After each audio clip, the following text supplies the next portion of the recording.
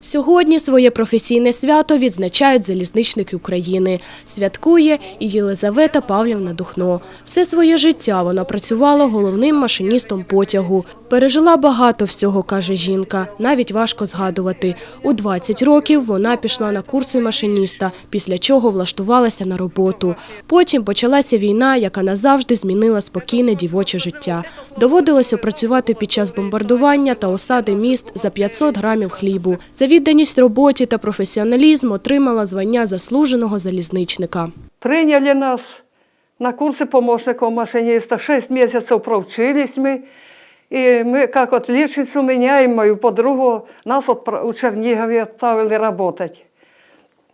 Я на паровозе, и у нас тоже, помощником машиниста. А те, которые на отлично не поздавали, у Хвастов, Нежин, порозсилали всех девчат. Работала. Главное, в общежитии жила, так на подхвате. Кто не явился в поле, давай, поехал.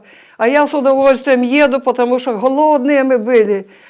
650 грамм хлеба получают, а больше ничего нет. Карточка 650 грамм, там написано талоны 1200, так в столовую пойдешь, там ничего нет. А когда едешь в поездку, дают по маршруту 300 грамм хлеба, 100 грамм колбасы и 20 грамм сахару.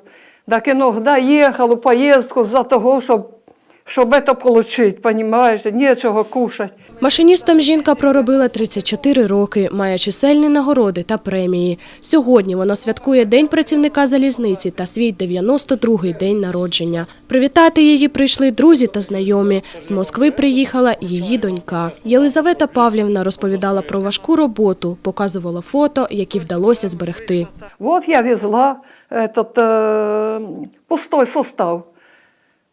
Вижу, стрелка в разрез. Мы же знаем, какие сигналы, какой сигнал. Смотрю отдалека и сама не верю в окно. Стрелка в разрез, затормозила. 3 метра, наверное, не доехала до стрелки. Ну, вся уже дрожу. Тут и главный кондуктор подбежал, уже подбежали все. Ну, что ты сделаешь? Слава Богу, что так получилось. Стрелочниця смотрит, все, ти вибігає з цього з будки, бо це ж на виходної стрілки, на виході вже було. Що там случилось, не знаю. Я приїхала, в общем, стрелочка зробила стрілку, стрелочниця, і поїхали ми далі. Приїхала я оттуда, написала рапорт начальнику депо, в общем, так, як положено, що так і так, все описала. После этого мне дали денежную премию, приказ по дороге был. Ну я ж не вру, там уже написано что-то. И мне дали почетный железнодорожник тоді, після цього, і денежну премію.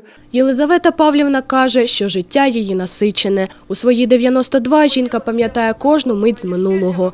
Про свою молодість розповідає з захопленням, проте не може стримати сліз, бо каже, було важко. Але запевняє, що не шкодує. Їй приємно, що її працю поважають і досі.